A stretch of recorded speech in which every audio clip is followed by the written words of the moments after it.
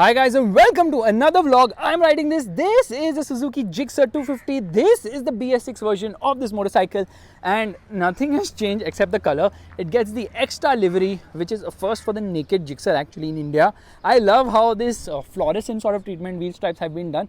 Looks really very nice. Of course, quality of the bike is really good. This blue color really suits it. In fact, blue color really suits Suzuki motorcycles. It gets a step up seat rather, split seat setup, nice grab rails, but you know what?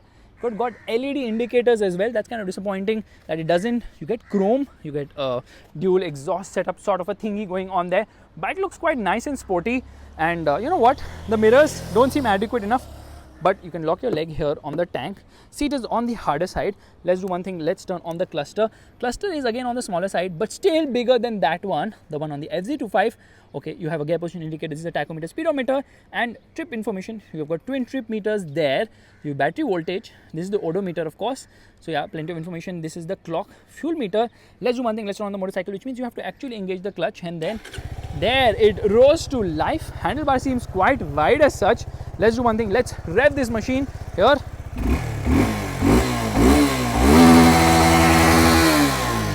Yeah, sounds loud. I like the way the lights have been done. In fact, at the front you can see that the lights look really very nice. But you know what, since not much has changed, we should just start riding to see if BS6 has actually made a difference for the better or for the worst. Alright, we are all set to go. Turning on the motorcycle, there it rose to life into first gear and off we go. First and foremost, the riding position is such now that it's not upright. You're a little bit leaned in, and compared to the FZ25 which I was riding right now, I find this motorcycle much more engaging and fun to ride, obviously because you feel one with the motorcycle.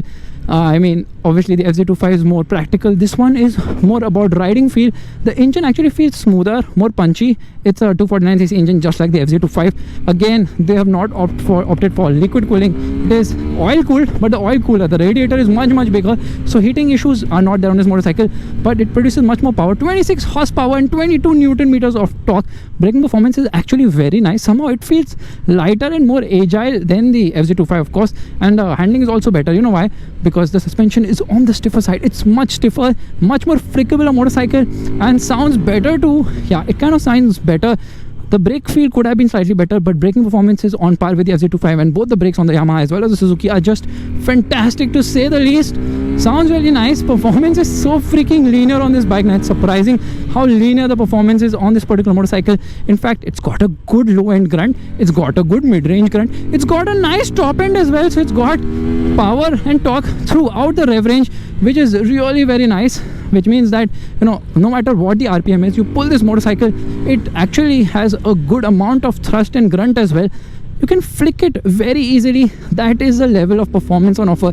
Ground clearance is okay, fine, it's decent enough, and the seat height is accessible both for short as well as tall riders indeed. So it is a blend of a bike which is definitely more on the fun side of things and less on the practical side of things. Then that technique doesn't make it a blend, Faisal. What are you saying? I mean to say, when you ride this motorcycle, you realize that it is a more sporty offering and blends good engine performance with great handling beautifully well. Gearbox is also very smooth shifting, very crisp shifts. Clutch is also on the lighter side. Here we go. First gear, 51 kilometers per hour. You see, it lunges ahead very nicely and smoothly. Very likable a motorcycle.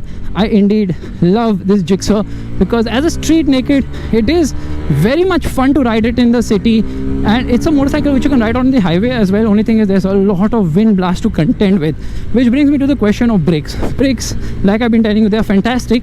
The only thing is that the wider tires now helps its cause. So 110 front, 150 section rear, and compared to the FZ, the tire size is obviously wider. The top speed is also higher because this will do a top speed of 140 kilometers per hour, which is 10 kilometers per hour more than the FZ25. But that's not all.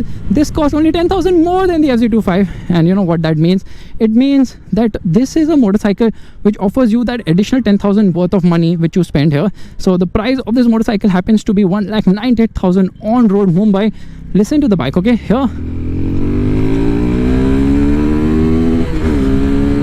it redlines at 10,000 rpm, slightly around, around 10,000 rpm, and you can just flick it around. The mirrors are useless though, not of much use because they're kind of positioned weirdly. ride both the FZ25 and this Gixxer back to back, the Gixxer 250, you realize that the Gixxer just feels so much more fun and engaging as well.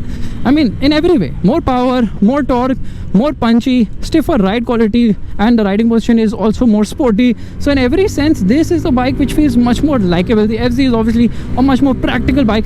This is obviously a more sportier bike in that sense. And if you want even more sportiness, well, you can opt for the SF version, which is the full-fed version. I'm able to pick up this bike in a higher gear than I should, because performance is linear everywhere throughout. The linear performance ensures that every time you get onto the throttle now, there is something this bike has to offer. The engine has something to offer.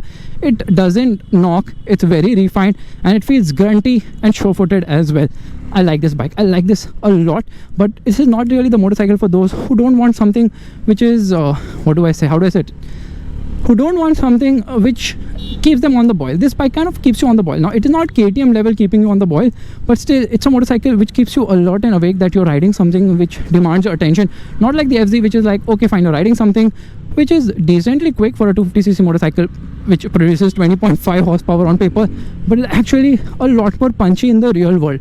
So as I see it, the Gixxer 250 is fantastic. Even in BS6, guys, performance doesn't seem to have dulled, which is the best thing here, because it still feels as punchy as it used to, and that's why I kind of love it as well. Here we are into first gear and off we go. 52 first, 76 second,